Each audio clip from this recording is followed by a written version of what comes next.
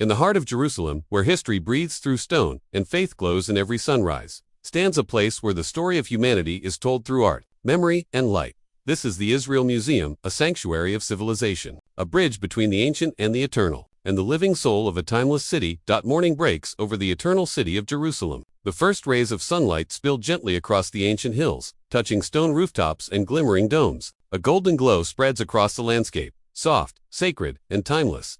In the distance, the dome of the rock catches fire with morning light, its golden surface reflecting like a beacon against the pale blue sky. The wind moves quietly through the olive trees, their silver-green leaves whispering stories of centuries past. The air carries the faint scent of earth, stone, and prayer, the breath of a city that has lived for thousands of years. As the city awakens, the sounds of life begin to rise. Church bells echo faintly through narrow streets. The call to prayer drifts from distant minarets. Birds circle above the ancient walls, gliding over markets and courtyards that have seen empires rise and fall. And on one serene hilltop, above the bustle of the modern city, a sanctuary of art and memory stands quietly in the golden light. The Israel Museum. Its white stone architecture blends perfectly into the desert landscape, reflecting the spirit of Jerusalem, both ancient and modern. Here, faith meets creativity, history meets imagination, and every object within its walls tells a story of civilizations long gone, and of the people who continue to shape this land. The museum is more than a building. It is a mirror of the human journey, a bridge between the sacred and the cultural, the past and the future. Within its halls, the spirit of Israel lives on, in artifacts, in art, in the quiet power of memory. As the morning sun rises higher over Jerusalem, the Israel Museum glows softly in its light, a beacon of knowledge, beauty, and endurance, standing watch over one of the most ancient and meaningful cities on earth.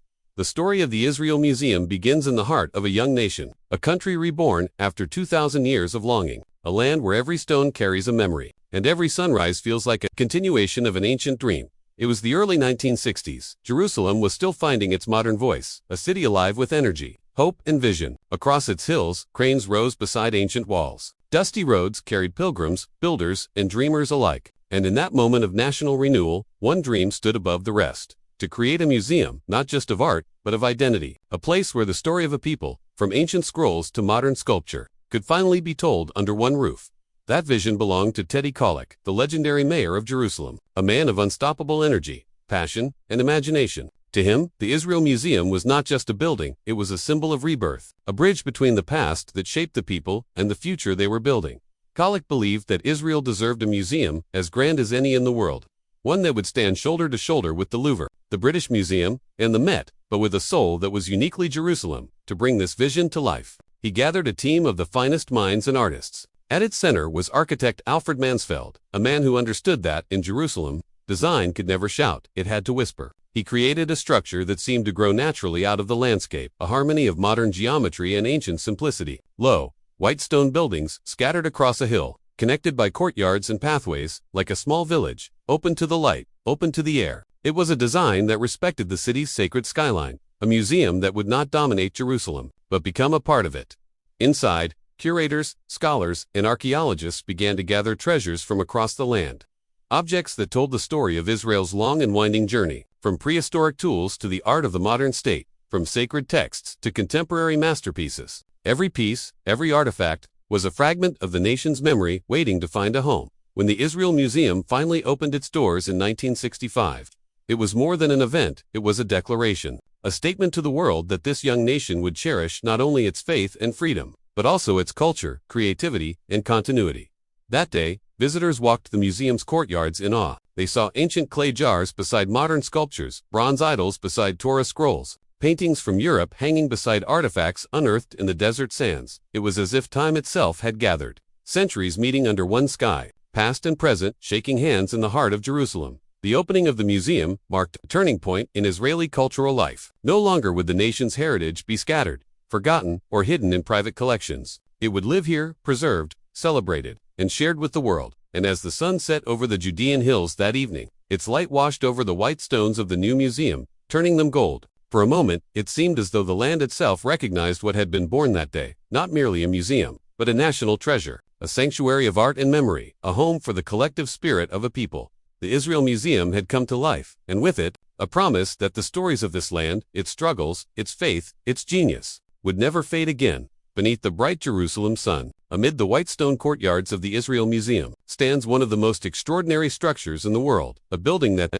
seems to rise from myth itself. It gleams in pure white, smooth, rounded, and timeless, its roof shaped like the lid of an ancient clay jar. This is the Shrine of the Book, a sanctuary of silence and light, home to some of the most sacred words ever written. Inside this modern temple rests one of humanity's greatest archaeological discoveries, the Dead Sea Scrolls. Over 2,000 years old, these fragile fragments of parchment and papyrus were once hidden deep within the caves of Qumran, near the shores of the Dead Sea. There, the desert winds and salt air kept them preserved for centuries. Until 1947, when a young Bedouin shepherd, searching for a lost goat, threw a stone into a cave and heard the shatter of pottery. What he found inside would forever change the story of human history. When scholars unrolled the first scrolls, they realized they were holding the oldest surviving manuscripts of the Hebrew Bible. Texts written in ancient Hebrew and Aramaic, verses that had echoed through millennia of prayer and tradition. These were not just old documents, they were living voices, whispering across 2,000 years. The decision to build a home worthy of these scrolls was made soon after the birth of the nation. The task was immense. How do you create a space sacred enough to honor words that define a people's faith? Architects Armand Bartos and Frederick Kiesler answered that question with a vision that was both symbolic and spiritual. The shrine's white dome represents the sons of light, a central theme in the scrolls, the eternal struggle between light and darkness, good and evil, knowledge and ignorance. Across from it, a stark black basalt wall rises, a symbol of the sons of darkness. Between these two elements, light and shadow, lies the entrance, inviting visitors to walk, as humanity always has, between truth and temptation, between the sacred and the mortal. As you step inside, the air cools. The noise of the outside world fades away. You descend into a softly lit chamber, and there, under a glass dome glowing with gentle light, the scrolls rest in their circular display, as if time itself were turning around them. The architecture evokes reverence without religion, mystery without fear. It is both ancient and futuristic, a dialogue between earth and heaven. Every curve, every reflection, every silence inside the shrine is carefully designed to make the visitor feel that they are standing in the presence of something eternal. Around the central display, other ancient texts are preserved, fragments of the Book of Isaiah, commentaries from the Essene community, and apocalyptic writings that reveal the hopes and fears of an age on the edge of change. Each brittle piece of parchment tells of a civilization's search for meaning, its struggle to find order in chaos, faith in the face of empire. Yet the shrine is more than a vault. It is an idea, a statement that the written word is the foundation of culture, that knowledge is sacred, and that even the most fragile things can survive the weight of time. Visitors walk slowly through its galleries, their reflections caught in polished stone and shadow. Some come as pilgrims, some as scholars, some simply as seekers of beauty, but all leave with the same sense that they have touched something larger than themselves. Outside, the dome shines white against the deep blue of the Jerusalem sky. Sunlight dances on its smooth surface, and water ripples gently in the pool that surrounds it, a symbol of purity, renewal, and eternity. And as the wind blows softly across the hill, it carries the same whisper that once moved through the caves of Qumran, a reminder that words have power, that stories endure, and that faith, written in ink and hope, can outlast empires. The Shrine of the Book stands as the heart of the Israel Museum, a monument not just to history, but to the human spirit's endless quest for light in a world of shadow. Beneath the quiet courtyards and open skies of the Israel Museum lies a vast world, a world where time has been frozen, layer by layer, and every artifact whispers of civilizations long gone, yet never forgotten. This is the archaeology wing, the beating heart of the museum's connection to the land itself. Here, the soil of Israel becomes a storyteller, and its stones speak in the language of millennia. As you step inside, the light dims and the air cools. You are no longer in the present. You are descending through 5,000 years of history, down into the roots of human civilization. It begins with the prehistoric galleries, stone tools shaped by the hands of early humans, simple yet profound symbols of survival and invention. These primitive blades and figurines, carved from flint and bone, carry the spirit of the first settlers who walked these hills tens of thousands of years ago. In their simplicity lies the spark of what would become art, culture, and faith. As you move forward in time, the galleries expand into the Bronze Age, an era when small villages became kingdoms, and myth began to shape reality. Clay idols and fertility figures stand beside ancient pottery, painted with spirals and symbols of earth and sky. Here, the earliest echoes of belief emerge, the dawn of human spirituality. Next, come the Canaanite cities, their artifacts glowing under gentle light. Jewelry of gold and lapis lazuli, weapons of bronze, and ceremonial vessels tell the story of trade, power, and devotion. Each piece, a fragment of life, frozen mid-breath. Then, the path opens to the kingdoms of Israel and Judah. Here the air feels heavier, the weight of sacred history palpable. Displayed behind glass are seals and inscriptions from royal courts, delicate oil lamps, and fragments of pottery etched with the first Hebrew letters. And then, the most precious discovery of all, the Tel Dan Stele, a slab of basalt inscribed by an ancient Aramean king. Its letters, weathered yet clear, contain the first historical mention of the House of David. Is a voice from the 9th century BCE, a tangible echo of a biblical dynasty once thought to be only legend. Each artifact here bridges scripture and archaeology, faith and evidence, myth and material truth. Moving deeper into the galleries, you enter the Hellenistic and Roman periods, when Jerusalem stood at the crossroads of empires. Marble busts, mosaics, and coins bear the faces of conquerors Alexander, Caesar, Herod, names that still echo in the stones of this land. The Herodian period section glimmers with luxury.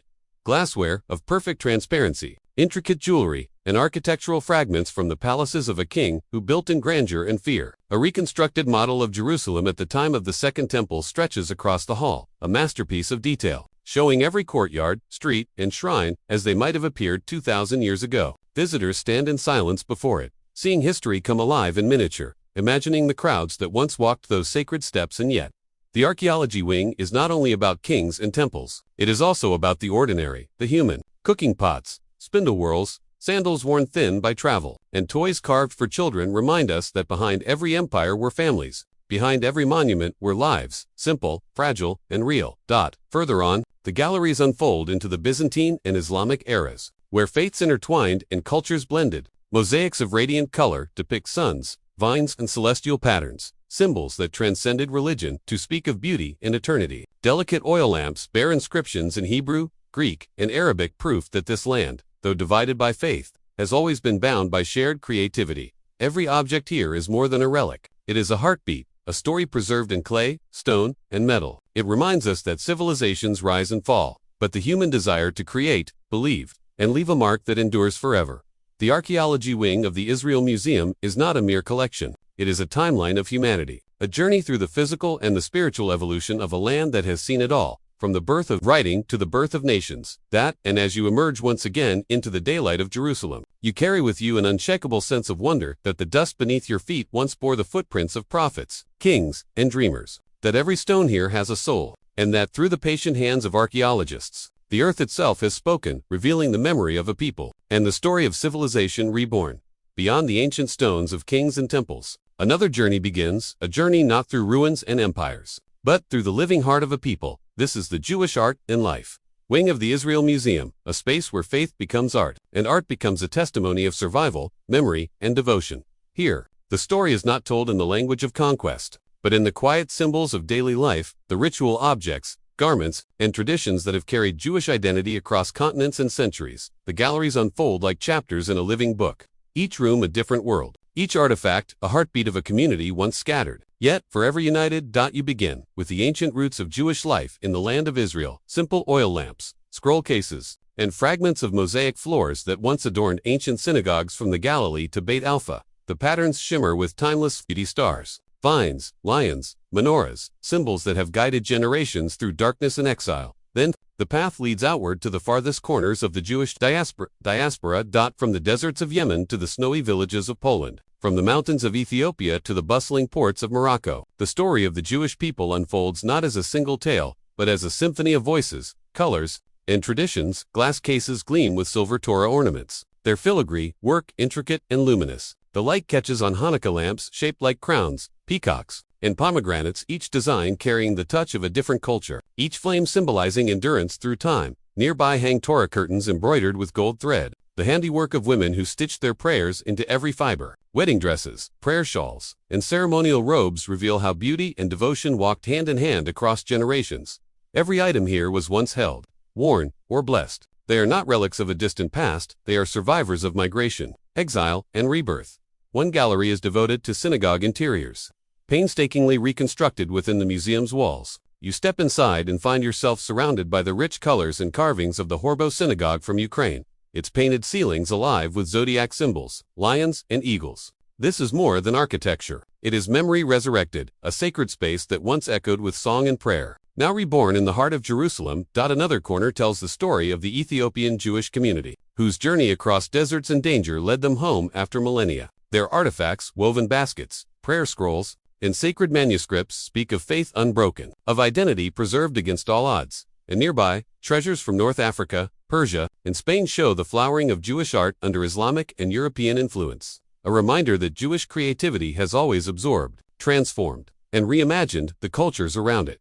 Walking through these rooms is like walking through time, from exile to return, from silence to song. Each object, no matter how small, carries the same message, that a people's soul cannot be erased. Even when torn from their lands, they carried their heritage in their hearts, in their art, their rituals, and their unbroken faith.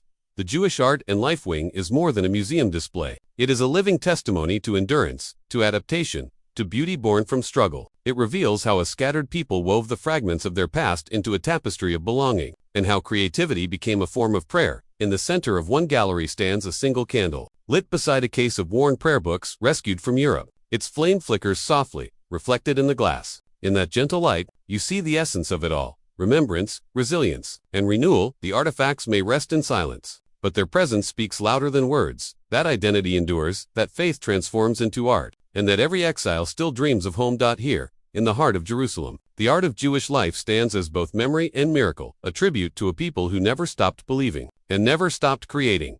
From the echoes of ancient rituals and sacred artifacts, the path opens into a world of pure imagination, a space where faith gives way to creativity, and the timeless story of art unfolds. This is the Fine Arts Wing of the Israel Museum, a place where color, form, and light speak the language of the human soul. Here, the silence feels different. It is not the quiet of the past, but the stillness of inspiration, that breathless pause before beauty speaks. Sunlight filters gently through skylights, washing over white walls and polished floors. Paintings, sculptures, and installations from across centuries seem to float in this light, their shadows mingling with those of the visitors who wander among them.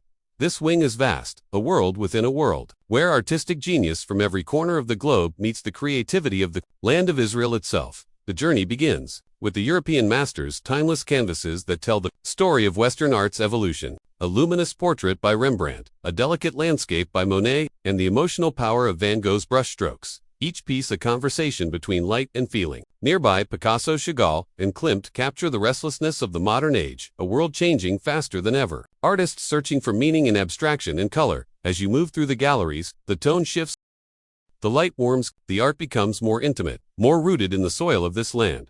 This is the realm of Israeli art, where history and innovation intertwine. The works of Reuven Rubin, Nahum Gutman, and Anna Ticho capture the birth of a nation through the eyes of its artists, paintings alive with desert hues, olive groves, Jerusalem rooftops, and sunlight spilling over stone. Their art speaks of hope, identity, and belonging. It carries the emotion of a people rediscovering their homeland after centuries of wandering. Nearby, the contemporary galleries pulse with energy. Installations twist through open space, videos flicker with movement and sound, and sculptures crafted from metal, stone, and recycled materials reflect the creative chaos of the modern world. Some works confront history, others explore spirituality, conflict, and memory, each one asking, in its own voice, what does it mean to be human? What does it mean to be free? The Fine Arts Wing does not separate eras or cultures. Instead, it creates dialogue. A medieval manuscript might stand beside a minimalist sculpture, an African mask beside a modern abstraction, a Renaissance Madonna facing a bold, abstract canvas by a contemporary artist. This juxtaposition is intentional, to remind us that art is not confined by time, style, or geography.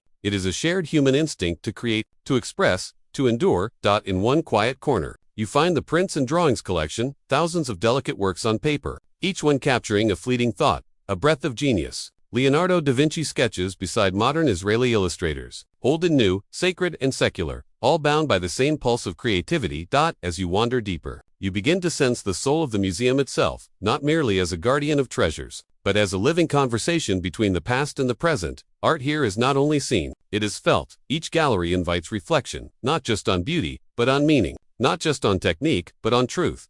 There is a sense that the artists, though separated by centuries and continents, are speaking to one another through their work in the universal language of vision. And as you step back, you realize that the Fine Arts Wing is more than a collection of masterpieces. It is a mirror, a reflection of humanity's endless desire to understand itself. Through art, the museum reminds us that creation is the most sacred act of all, an act of faith in the future, and a celebration of what it means to be alive.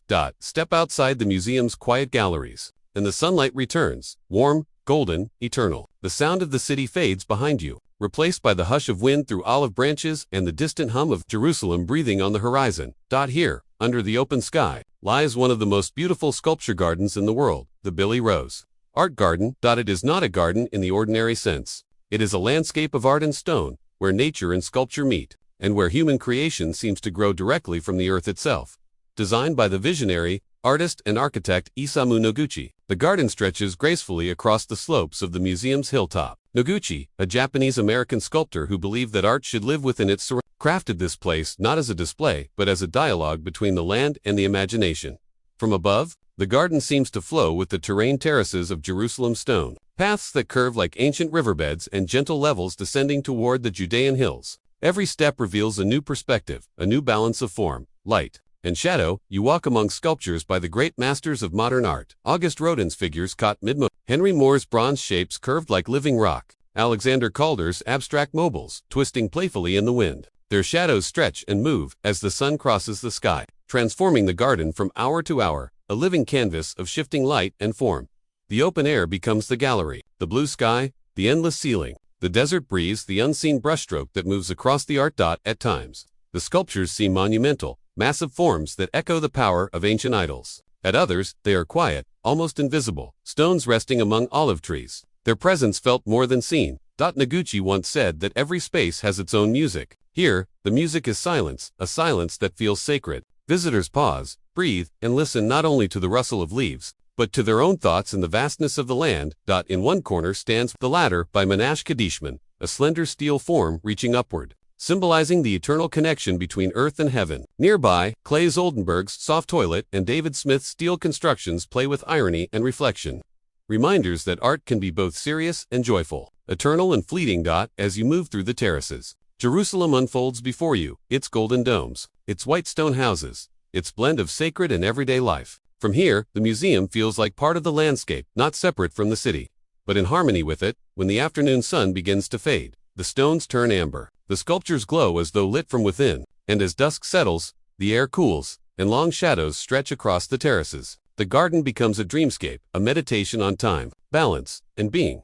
Under the rising stars, you can almost feel the ancient and the modern merging, as if the spirits of long-lost civilizations walk here, admiring the art of their descendants. The Billy Rose Art Garden is more than beauty. It is philosophy carved in space, a sanctuary where humanity and nature meet in peace. It teaches that art does not need walls to endure. It lives wherever imagination meets the world. And as the night deepens, the sculptures stand silent, their outlines soft against the silver light of the moon. In that stillness, you understand Noguchi's vision that art, like the earth itself, is timeless, boundless, and eternal. As the day moves on and the light shifts through the museum's corridors, a different kind of energy fills the air, the laughter of children, the sound of footsteps quick with curiosity, the gentle murmur of teachers guiding young voices through the halls.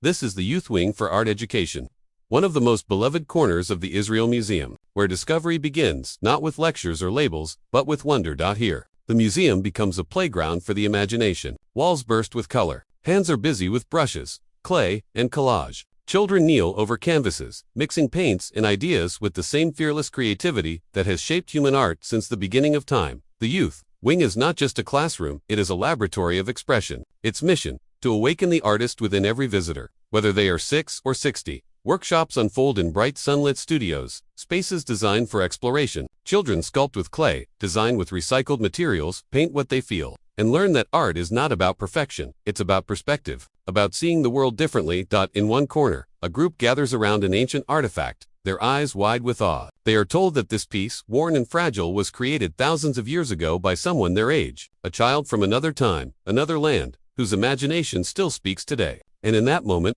history becomes personal. The past becomes alive. The museum's educators, artists, historians, dreamers themselves guide this journey with care. They believe that creativity is not a luxury, but a necessity. That every child who picks up a brush is continuing a tradition as old as civilization. Through exhibitions, interactive installations, and community projects, the Youth Wing reaches far beyond the museum's walls. It connects with schools, refugee centers, hospitals, and villages across Israel, proving that art can be a universal language of healing and hope. In these rooms, boundaries fade. Jewish, Arab, Christian, young artists of every background work side by side. Here, they don't learn about difference. They learn about connection, about how colors mix, how stories overlap, how creativity knows no borders.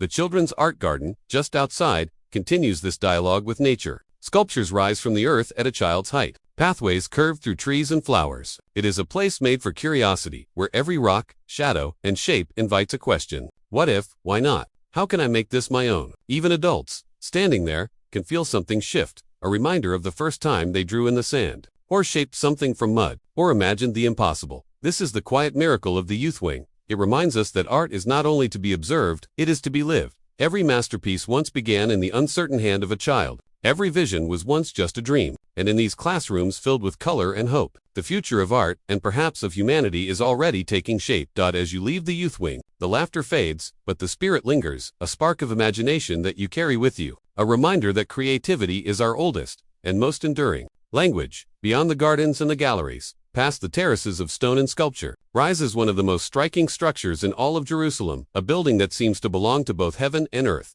This is the shrine of the book, a sanctuary not of worship, but of words, a monument not to power, but to memory. Its white dome gleams in the sunlight, smooth and pure, like a drop of water frozen in time. Across from it stands a wall of dark basalt, two opposites in eternal balance, light and darkness, spirit and matter, revelation and mystery.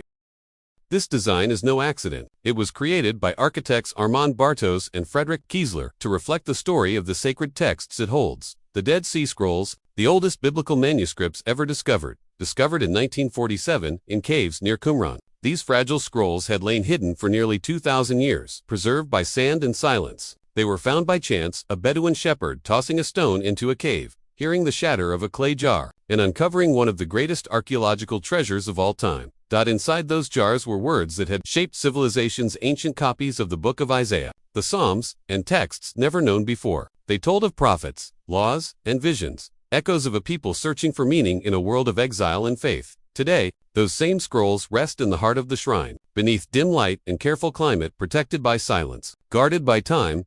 As you enter, the light fades, the air cools, and slowly, your eyes adjust to the darkness. The curved walls seem to close in around you, as though you're stepping inside the very cave of Qumran itself. In the center stands a great column, a towering, glowing scroll of stone, a symbol of the Book of Books, the eternal Word. Around it, fragments of the Dead Sea Scrolls rest in gentle display cases, their faded ink still whispering across the centuries. Each letter, each line, was written by a hand long gone, a scribe sitting by the light of a clay lamp, his pen guided by devotion and belief. Those words survived empire and exile, conquest and ruin, to arrive here, in this quiet chamber at the heart of modern Jerusalem. And above you, the white dome gleams like the lid of a great jar, a direct echo of the vessels that once protected the scrolls in the desert. Even the architecture becomes part of the story, a dialogue between ancient and modern, sacred and human, the Word and the world. The shrine is more than a museum hall. It is a spiritual experience, a place where silence feels alive, and every visitor becomes part of a 2,000-year journey of faith, loss, and rediscovery. Nearby, the Aleppo Codex, a medieval manuscript from the 10th century, continues this thread, bridging the scrolls of the desert to the books of the modern world. Together, they form an unbroken chain, a testimony to the endurance of text, and the power of belief preserved through generations. Outside, the dome gleams again under the sun, white against the deep blue sky, as though reflecting the purity of the message within. The sound of the wind seems to carry ancient voices, whispering verses once sung in the hills of Judea. In a world where so much is fleeting, the shrine of the book stands as a reminder that words can outlive empires, and faith, when written on the heart, is eternal. Evening descends over Jerusalem. The golden city glows beneath the fading sun, its rooftops catching the last light like embers of eternity. From the museum's terraces, the view stretches far over olive groves, ancient walls, and the desert beyond. It feels as if the whole story of humankind lies before you, written in stone, memory, and hope. The Israel Museum stands quiet now, its corridors hushed, its artworks bathed in soft twilight. But within these walls, thousands of years continue to speak, not through noise, but through presence. Every artifact, every painting, every fragment of scroll, is a voice in the great conversation of civilization. This place is more than a collection. It is a reflection of humanity's journey from the first mark on clay, to the finest brushstroke on canvas, to the dreams that still live in the minds of children. That is the story of faith and art, of exile and return, of memory preserved and meaning rediscovered. In one wing, ancient stones whisper of kings and prophets. In another, sculptures breathe with modern rhythm and motion. Between them runs a bridge, linking past and present, tradition and innovation, Jerusalem and the world. Each gallery, each courtyard, each open sky reminds us that the pursuit of beauty is itself a kind of faith, a belief that through creation, we connect to something greater. Outside, the Billy Rose Art Garden glows under moonlight, its sculptures casting long, serene shadows. The white dome of the Shrine of the Book gleams softly in the darkness, a beacon of spirit and endurance. And all around, the hills of Jerusalem breathe the same eternal air that carried the prayers and dreams of generations. The Israel Museum is not only Israel's national treasure, it is a gift to the world, a reminder that culture and art are the true keepers of peace, that understanding begins with seeing, and that what unites us is always greater than what divides us. Every visitor who walks its paths carries away a spark of that light, a memory of humanity's shared story, of the beauty we are capable of creating, and of the hope that endures through every age. As night falls, the museum stands illuminated, its stones glowing softly against the dark. It feels timeless, as though it has always been here, and will always remain a guardian of truth, a keeper of dreams, a home for the eternal dialogue between past and future. In the heart of Jerusalem, beneath the same stars that shone over prophets and poets, the Israel Museum continues to whisper, we remember, we imagine, we create, and that is the legacy of light, the endless flame of human spirit, burning bright across the ages.